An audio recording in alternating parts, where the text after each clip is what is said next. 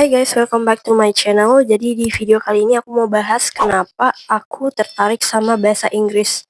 Alias ini tuh cerita awal aku, cerita unik aku kenapa aku belajar bahasa Inggris. Nah, aku nggak tahu ya. Awalnya tuh menurut aku lucu banget.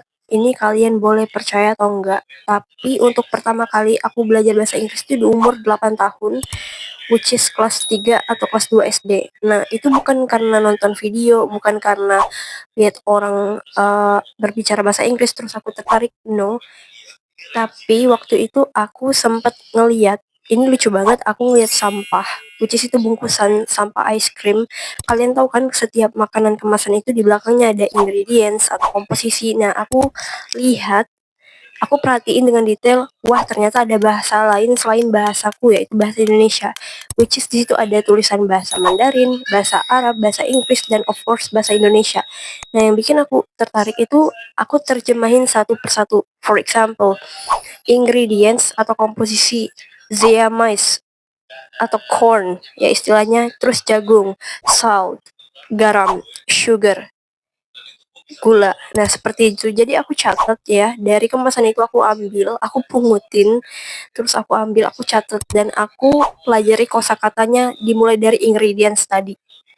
Setelah 1 bulan, aku beli kamus bahasa Inggris, itu dikit banget kata-katanya. Kalau yang biasanya kamus gede itu kan bisa miliaran sampai triliunan katanya.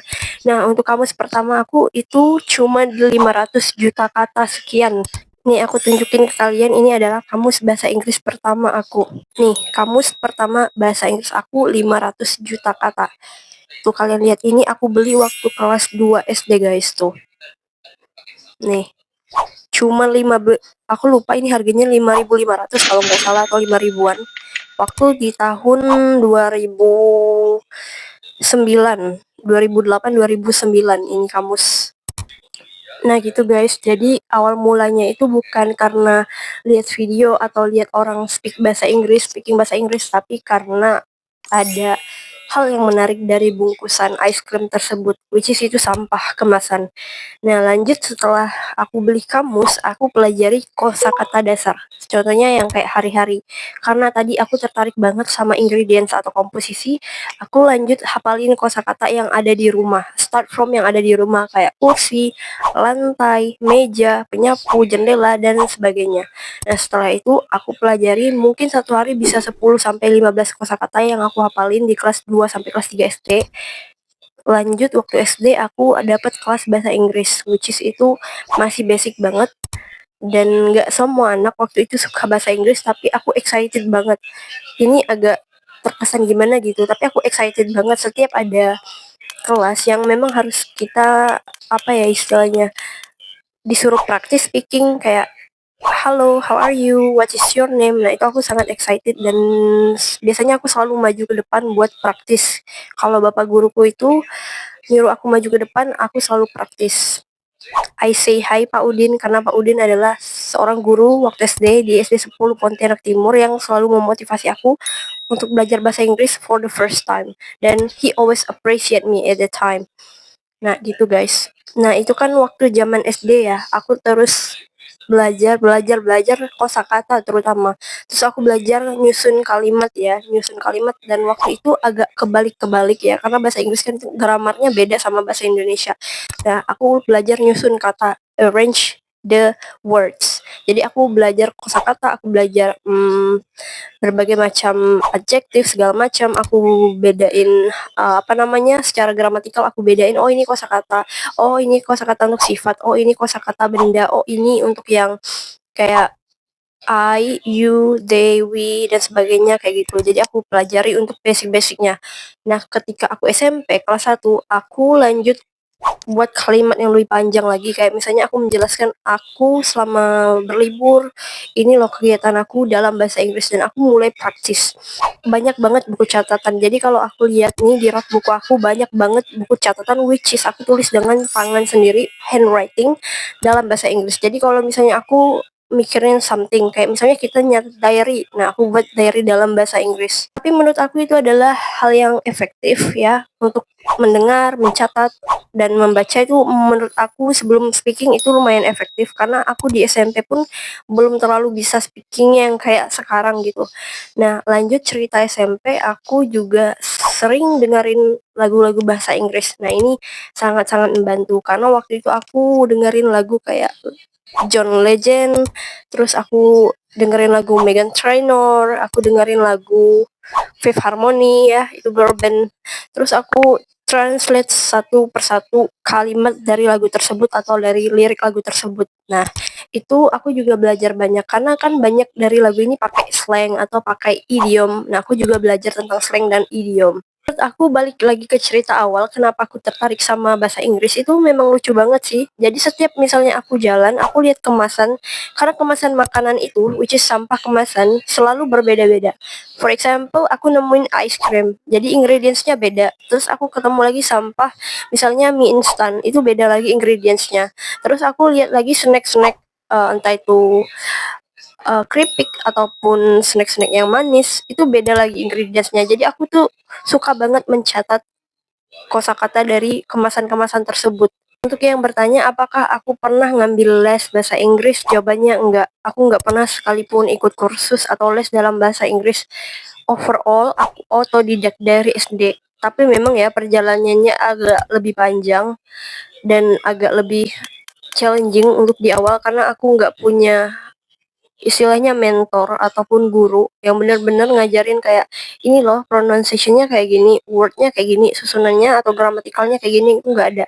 Tapi so far aku belajar lebih deeper, lebih intens karena aku belajar otodidak dan aku benar-benar harus se-effort itu baca kamus, baca buku, nonton video pembelajaran misalnya ataupun aku baca-baca buku yang memang khusus bahasa Inggris yang lebih advance dan aku harus benar-benar ngelatih itu tiap hari. Aku catat tiap hari, aku belajar mengingat ataupun menghafal setiap hari. Tapi pada saat itu bukan cuma menghafal, aku berusaha untuk memahami, oh ternyata kosakata ini tuh ini. Terus aku belajar kayak akronim, sinonim, antonim. Oh ternyata ini antonimnya ini, oh ini sinonimnya ini. Aku benar-benar berusaha untuk memahami, bukan sekedar menghafal. Karena aku tahu kalau menghafal itu gampang banget hilang. Walaupun pada saat pertama tetap aku harus menghafal dan setelah itu baru aku belajar untuk memahami, oh ternyata penggunaan kalimat ini untuk ini. Oh kata like itu bisa jadi suka atau seperti tergantung penggunaannya untuk apa. Nah, aku belajar memahami untuk membangun kalimat-kalimat tersebut dalam bahasa Inggris dan memang nggak pakai guru seperti yang aku bilang tadi atau aku nggak ikut kelas sama sekali. Untuk kalian yang nggak suka bahasa Inggris, memang ini agak sedikit lebih challenging. Aku nggak bilang ini nggak bisa, tapi ini challenging. Tapi tetap kok masih bisa diusahain. Untuk pertama-tama kita itu harus suka dulu. Kalau aku pribadi, aku suka banget sama bahasa Inggris. Ketertarikan aku tadi, curiosity untuk first time. Terus ya banyak banget artikel ataupun sumber ilmu atau buku itu tertulis dalam bahasa Inggris, which is kalau aku pikir kalau aku bisa bahasa Inggris maka aku bakal bisa akses lebih banyak dibanding aku cuman bisa berbahasa Indonesia. Nah, itu sih pikiran aku. Terus juga yang ketiga, aku bisa berbicara dengan orang selain orang Indonesia. Nah, pada saat itu aku punya beberapa teman asing ya online. Untuk pertama kali aku punya teman online orang Malaysia, orang Arab, orang Eropa, beberapa dari negara Eropa. Nah itu aku komunikasinya of course dengan bahasa Inggris. Aku senang banget. Pada saat itu temanku cewek ya, bukan cowok. Teman-temanku tuh cewek, cowok, tapi kebanyakan cewek. Nah aku tuh bisa bertukar pikiran, bertukar informasi tentang negara-negara kita. Jadi menurutku interesting banget. Ada loh sesuatu yang aku nggak tahu di luar sana, di luar tempat tinggalku, dan aku bisa tahu itu berkat bahasa Inggris, berkat komunikasi. Nah, jadi aku sangat tertarik untuk belajar lebih banyak lagi atau lebih benar lagi gramarnya. Terus kalau misalnya aku lihat lagi ya chatting-chatting lamaku dengan teman-temanku itu jelek banget bahasa Inggrisnya, which is gramarnya itu kebalik-balik, never writes, but it's okay, it's part of journey, it's part of learning. So itu cerita unik aku kenapa aku belajar bahasa Inggris. dan gimana ceritanya aku bisa belajar bahasa Inggris untuk di awal-awal. Nah, untuk kalian yang pengen banget belajar bahasa Inggris, tetap semangat, jangan pernah menyerah. Tentunya belajar bahasa Inggris itu banyak banget manfaatnya, kalian harus pertimbangkan itu. So, if you like this video, don't forget to like, don't forget to subscribe. Dan please saranin aku buat video apa lagi selanjutnya. Kalau kalian tertarik sama video pembelajaran bahasa Inggris dan lain-lain, boleh banget komen di bawah. So, see you in the next video. Bye-bye.